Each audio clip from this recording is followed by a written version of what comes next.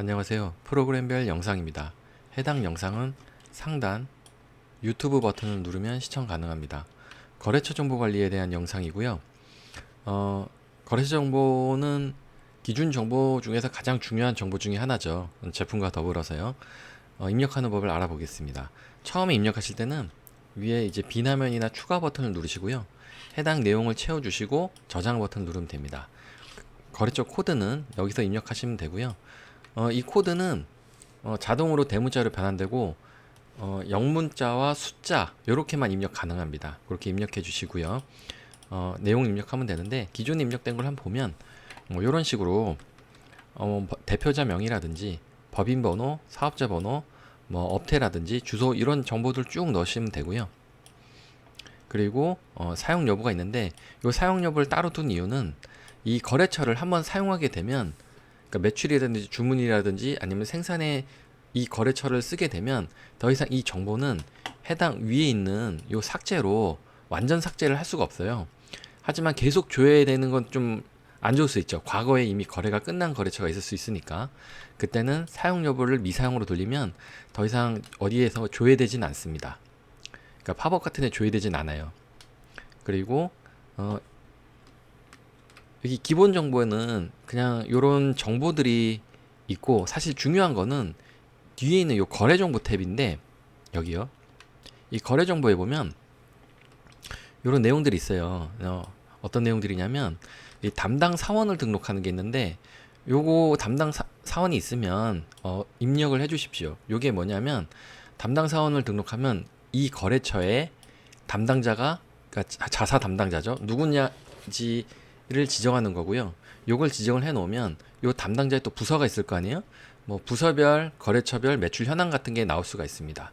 그리고 거래처 군. 요 거래처 군은 공통 정보에 거래처군 등록 여기서 등록한 내용이 여기에 나오는 거고요. 마찬가지로 거래처를 분류하는 가장 큰 분류기 때문에 이걸 해 놓으시면 뭐 매출이라든지 주문이라든지 아니면 생산의 자료가 일어났을 때 거래처군별로 집계해서 볼 수가 있습니다. 그리고 활동 상태 이런 것들 있죠. 그리고 국가 코드가 있고요. 중요한 건 이 통화 코드인데 통화 코드가 여기 한국 KRW 돼 있잖아요. 원화로 돼 있는데 이거를 다른 걸 지정하실 수가 있어요. 이 돋보기 버튼 눌러서 여러 가지가 있는데 이 중에서 지정할 수가 있는데 거래하는 거래처의 그 통화를 등록하시면 돼요. 하나 예를 들어 보면 요런 거 있죠. 요렇게 USD들이 있잖아요. 요 USD를 하게 되면 통화 코드를 원화가 아닌 다른 걸로 입력하게 되면 뭐가 달라지냐면 매출이나 주문이나 등록할 때 그 화면에 그 외화 입력이 생깁니다. 한번 예시를 들어 드릴게요. 주문 관리에서 주문 등록이고요. 지금 화면을 보시면 기본적으로는 디폴트는 원화예요. 그래서 지금 화면을 보시면 여기가 원화 금액만 세팅돼 있죠.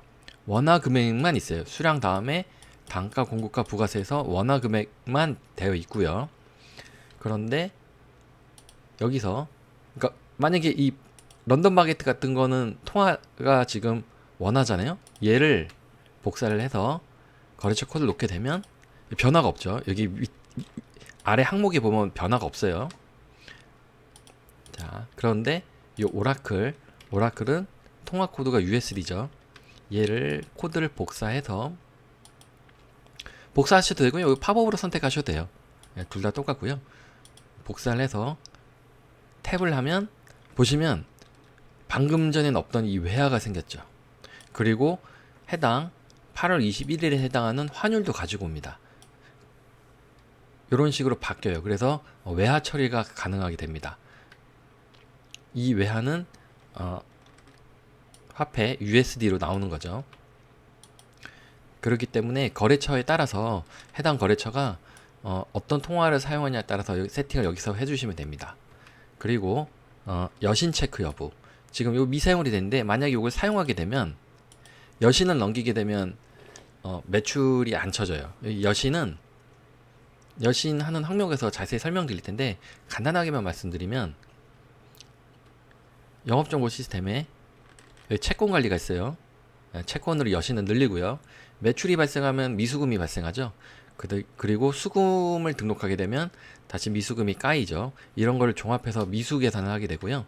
그 여신을 한도를 이제 넘게 되면 그 다음에 매출을 더 이상 입력할 수 있게 하냐 마냐가 바로 이 여신 체크 여부입니다. 그리고 하단에는 전자세금 계산서를 하실 거면 해당 자료 입력해 주시고요.